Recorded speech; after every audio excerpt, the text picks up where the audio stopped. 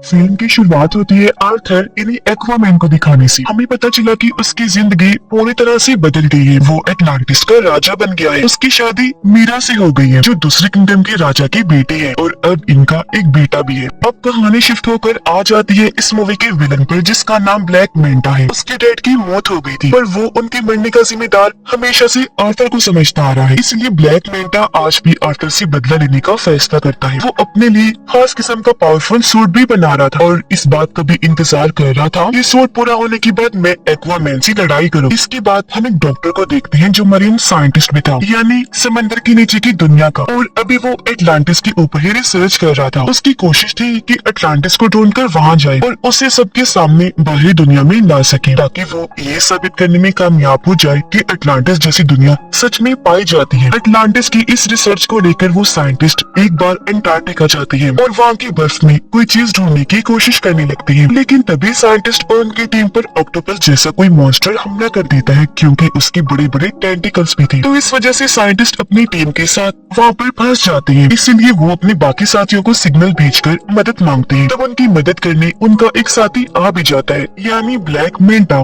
ये लोग मिलकर काम कर रहे थे। यहाँ आने के बाद ब्लैक मेंटा साइंटिस्ट और उनके साथियों की जान तो बचा लेता है लेकिन वो खुद यहाँ रिसर्च करने लगता है जिसके लिए वो बर्फ के और नीचे जाने लगा। काफी गहराई में आने के बाद उसे टूटा हुआ ब्लैक ट्राइडेंट दिखता है और अब जैसे ब्लैक मेंटा टूटे हुए ट्राइडेंट को उठाकर जोड़ता है तो उसे इसका असली मालिक नजर आने लगता है जिसका नाम कॉर्डेक्स था। ये काफी चालाक खतरनाक लग रहा था। वो ब्लैक मेंटा की यादों में कहता है कि तुमने क्योंकि मेरा टूटा हुआ ट्राइडेंट जोड़ दिया है इसलिए अब तुम बहुत ताकतवर बन जाओगे, साथ ही अपने दुश्मन एक्वामैन से बदला भी ले पाओगे और तो और हर वो चीज तुम कर सकते हो जो तुम करना चाहते हो। अब पता चला कि दुनिया की सूरत हाल काफी खराब हो गई है क्योंकि ग्लोबल वार्मिंग इतनी बढ़ गई है कि सुनामी और सैलाब वगैरह आते रहते हैं। इस वजह से बाहरी दुनिया के साथ साथ समंदर की दुनिया में भी काफी मुश्किलात आ रही हैं क्योंकि इस सारी सूरत हाल की वजह से समंदर के क्रीचर्स धीरे धीरे मरते जा रहे हैं। सब कुछ देखते हुए अटलांटिस की काउंसिल्स की मीटिंग होती है जिनमें आर्थर भी शामिल था। यह आर्थर सब काउंसिल्स के सामने ये ऑफर रखता है कि हमें मिलकर बाहरी दुनिया के लोगों से बात करनी चाहिए और अपनी एडवांस टेक्नोलॉजी को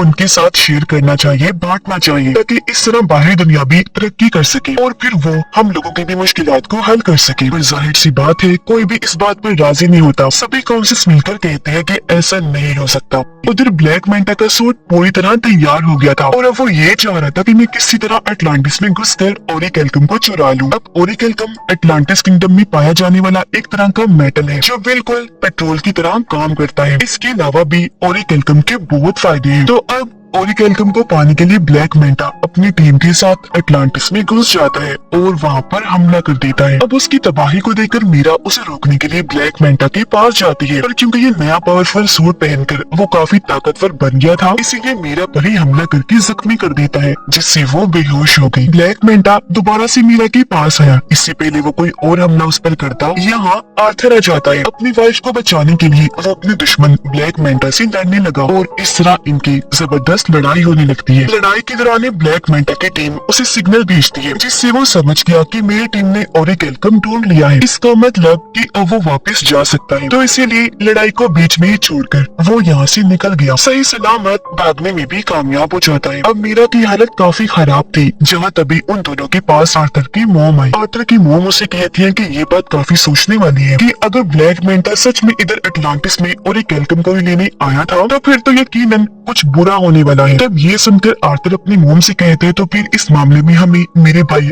ऑर्म की मदद चाहिए होगी। पर क्यों? तो आर्थर जवाब देते हैं क्योंकि मेरा भाई ऑर्म अटलांटिस के साथ साथ ओरिकेल्कम के बारे में भी काफी अच्छे से जानता है। वो अटलांटिस की पूरी तारीख के बारे में जानता है। ये सुनकर आर्थर की मोम कहती है पर ऑर्म तो एक दूसरे किंगडम फिशरमैन की जेल में कैद है तो फिर भला वो कैसे आ सकता है? जिस पर आर्थर जवाब देता है मैं खुद फिशरमैन किंगडम जाऊंगा और जेल से ऑर्म को छुड़वा कर ले आऊंगा। उसने ऐसा किया, वो सीधा फिशरमैन की जेल में पहुंचा। जल्दी ऑर्म को ढूंढ भी निकालता है, ऑर्म को लेकर वहाँ से बाहर आ जाता है। पर इससे पहले वो यहाँ से निकलते ऑर्म को फिशरमैन किंगडम के गार्ड्स घेर लेते हैं ऑर्म की हालत अब काफी खराब हो गई है, क्योंकि यहाँ उसे ठीक से खाना नहीं दिया जाता था, जिस वजह से उसका जिस्म काफी कमजोर हो गया था। पर जैसे ही बाहर आई और समंदर का पानी इसके जिस्म को लगा, वो पहले की तरह सेहतमंद और ताकतवर बन जाता है। उसके पास पहले जैसी पावर्स भी आ जाती है, इसलिए ऑर्म अकेला ही गार्ड से भिड़ गया, उन पर भारी पड़ता है। एक ही झटके में सभी गार्ड्स को मार के रख देता है, जिसके बाद दोनों भाई यहाँ से निकल जाते हैं। रास्ते में बातें करते करते दोनों एक दूसरे को अपनी अपनी जिंदगी के बारे में बताते हैं। आर्थर ऑर्म से कहता है कि मैं अटलांटिस का राजा बन बन के थक गया हूँ, अब मुझे इस काम में बोरियत होने लगी है। लेकिन ये सुनकर ऑर्म को काफी हैरत हुई। वो आर्थर से कहता है कि जिस राजा की गद्दी को पाने के लिए मैंने भी बचपन से कोशिश की कि मैं राजा बन जाऊं, पर वो गद्दी तुम्हें मिल गई जिस गद्दी की तुम्हें कोई परवाह भी नहीं है। ये बात तो काफी अजीब और कमाल की है। जिसके बाद ये दोनों सीधा किंगफिश के पास गए और उससे ब्लैक मेंटा के बारे में पूछने लगते हैं, जिस पर किंगफिश दोनों को जवाब देता है कि ब्लैक मेंटा तुम दोनों को एक आइलैंड पर मिल सकता है, जो आइलैंड साउथ एरिया में है। और अब ये सुनकर दोनों भाई साउथ एरिया की तरफ निकल जाते हैं उस आइलैंड पर जाने के लिए। पर यहाँ पर उन्होंने देखा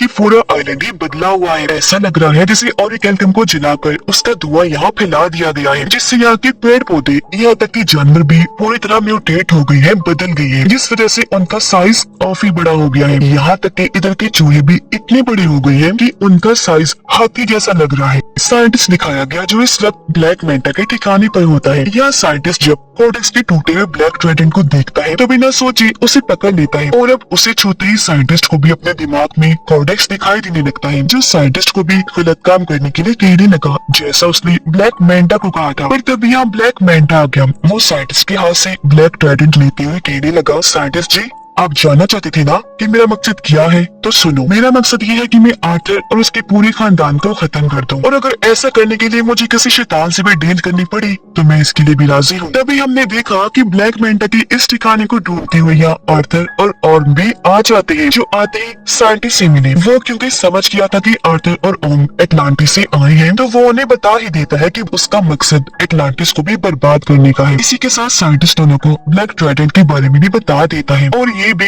कि जैसे उसे छुआ जाए ट्राइडेंट के मालिक कोडेक्स की यादें दिखाई देने लगती है। इनकी बात चल ही रही थी कि तभी यहाँ ब्लैक मेंटा की टीम के लोग आर्थर और ऑर्म पे हमला कर देते हैं, लेकिन ये दोनों ही भाई मिलकर बहादुरी से उनका मुकाबला करने लगे। ये उनको काफी बुरा मार रहे थे कि तभी यहाँ ब्लैक मेंटा आ जाता है, वो भी अपना पूरा सूट पहने हुए, और अब वो इन दोनों से लड़ाई करने लगता है। लेकिन इस बीच ऑर्म गलती से उस ब्लैक ट्राइडेंट को पकड़ लेता है, जिस वजह से उसे भी कोडेक्स की यादें दिखाई देने लगती है। तो ये सब होने की वजह से कुछ देर के लिए ऑर्म का लड़ाई पर से ध्यान हट जाता है, जिसका फायदा उठाकर ब्लैक मेंटा उस पर हमला कर देता है। वो जवाबी हमला ना करने की वजह से काफी जख्मी हो गया, और अब ब्लैक मेंटा इस तरह दोनों से डरता है कि वो इन पर भारी पड़ने लगा। अब जब ये लग रहा था कि ब्लैक मेंटा दोनों को ही मार देगा, तो तभी यहाँ मीरा के डैड आ गए, इन्हें राजा, जो आकर दोनों की मदद कर देते हैं और इन्हें निकाल कर भी यहाँ से ले जाते हैं। यहाँ से काफी दूर जाने के बाद ये एक महफूज जगह पर आ गई, और यहाँ उन लोगों को ब्लैक ट्राइडेंट के बारे में सब कुछ बता देता है।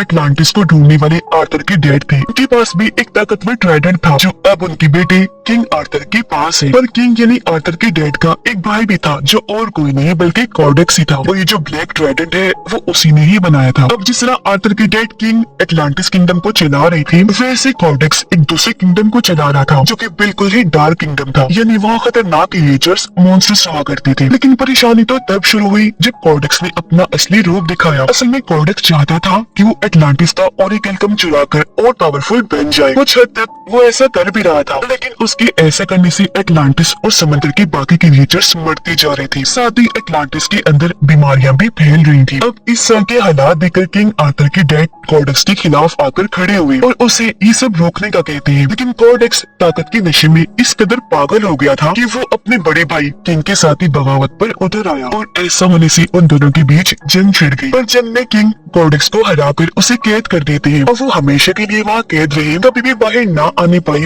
इसके लिए किंग ने अपने खून का इस्तेमाल किया, जिससे हुआ ये कि कोडेक्स जादुई कैद में बंद हो गया, जहाँ से उसका निकल पाना नामुमकिन है। आगे और बताता है कि इस वक्त कोडेक्स यादों के जरिए ब्लैक मेंटा के दिमाग में घुसा हुआ है, क्योंकि वो उसका इस्तेमाल करके आजाद होना चाहता है। ये सब सुनने के बाद आर्थर और ऑर्म की मॉम भी सारी बात समझ जाती है। वो उन्हें बताने लगी कि हाँ, मैं भी कोडेक्स के बारे में जानती हूँ, और जिस तरह किंग ने अपने खून का इस्तेमाल करके उसे कैद किया था, अब कैद से आजाद होने के लिए उसे किंग की नस्ल के किसी इंसान का खून चाहिए, जब भी कोडेक्स आजाद हो सकता है। मतलब जिनके अंदर किंग का एक खून दौड़ रहा हो। किंग का खून उनकी शाही फैमिली के लोगों में ही हो सकता है।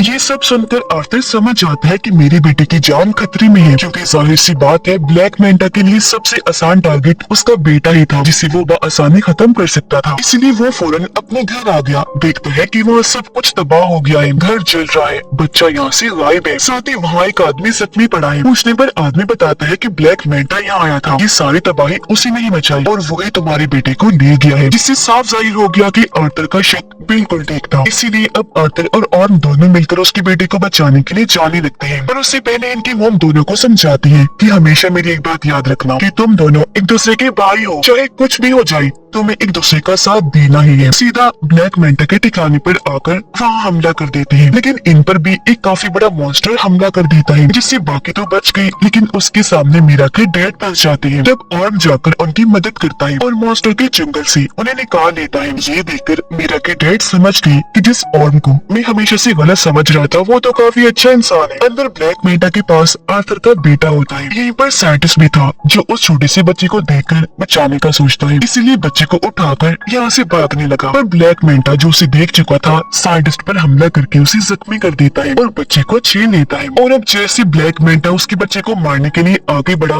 तभी यहाँ पर आर्थर आ जाता है जो उसे लड़ाई के लिए चैलेंज करता है। इनकी लड़ाई तो पहले काफी जोरदार हुई, लेकिन तभी यहाँ ब्लैक मैंटा आर्थर पर भारी पड़ने लगता है। इसकी वजह ये थी कि वो ब्लैक मैंटा नहीं बल्कि उसके अंदर कॉर्डेक्स था, क्योंकि वो पूरी तरह उस पर हावी हो गया था। पर इस बीच मौके का फायदा उठाकर मीरा अपने बच्चे को लेकर यहाँ से भाग जाती है, लेकिन तभी उसे जाते हुए ब्लैक मैंटा देख लेता है। वो अपने ब्लैक ट्राइडेंट से उस पर हमला कर देता है, लेकिन इससे पहले कि ट्राइडेंट मीरा को लगता पहले और उसे पकड़ लेता है और इस तरह उसने मीरा और उसके बच्चे की जान बचा ली। लेकिन इसका उल्टा असर भी हुआ, क्योंकि जैसे और ब्लैक ट्राइडेंट को छूता है कॉर्डेक्स उसके दिमाग को भी कंट्रोल करने लगता है। वो उसे उसके भाई आर्थर के खिलाफ भड़काते हुए ये दिखाने लगता है कि तुम्हारे भाई आर्थर ने तुम्हारे साथ बहुत गलत किया है, असल में तुम ही हो जो अटलांटिस का राजा बनने के लायक हो, न कि आर्थर। तो इसी वजह से अब ऑर्म आर्थर पर हमला कर देता है, लेकिन यहाँ आर्थर जो सारी बात समझ गया था वो पलट कर वार नहीं करता, बल्कि अपने भाई को समझाने लगा कि होश में आओ और खुद पर काबू रखो। जब ऑर्म ऐसे करता है उसने जैसे तैसे खुद पर काबू पा लिया। साथ ही उसे अपनी मॉम की बात भी याद आती है कि तुम दोनों भाई भी हो, चाहे कुछ भी हो जाए तुम्हें एक दूसरे का साथ देना ही है। लेकिन इसी बीच फायदा उठाकर कॉर्डेक्स खुद को आजाद करने में लग जाता है। ऐसा करने से उसके जिस्म में जान आने लगती है। ठीक इसी वक्त ऑर्म ने ब्लैक ट्राइडेंट को छोड़ दिया।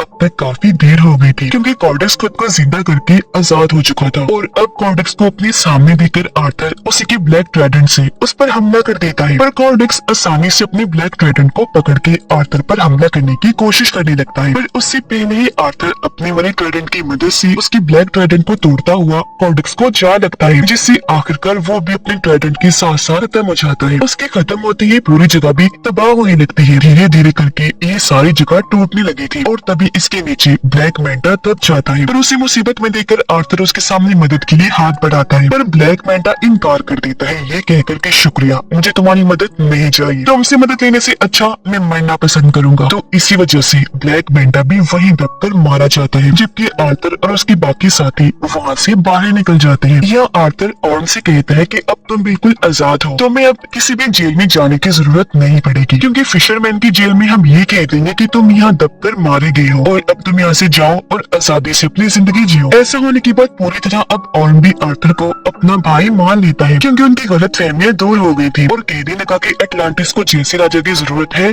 तुम बिल्कुल वैसे हो, ये किंगडम तुम्हारा ही है। इसके बाद हम देखते हैं कि आर्थर अटलांटिस को दुनिया के सामने ले आता है। बाहरी दुनिया में आकर इस किंगडम के बारे में वो सब कुछ बता देता है। उसने ये भी कहा कि अब से हम अटलांटिस की टेक्नोलॉजी को दुनिया के साथ भी शेयर करेंगे, जिससे होगा ये कि हम साथ में मिलकर दुनिया को मजीद और अच्छा बनाएंगे। आर्थर की जिंदगी ऐसे ही गुजर रही थी, यानी वो अटलांटिस और बाहरी दुनिया दोनों में रहता है। इस फिल्म की कहानी भी यहीं पर खत्म हो जाती है।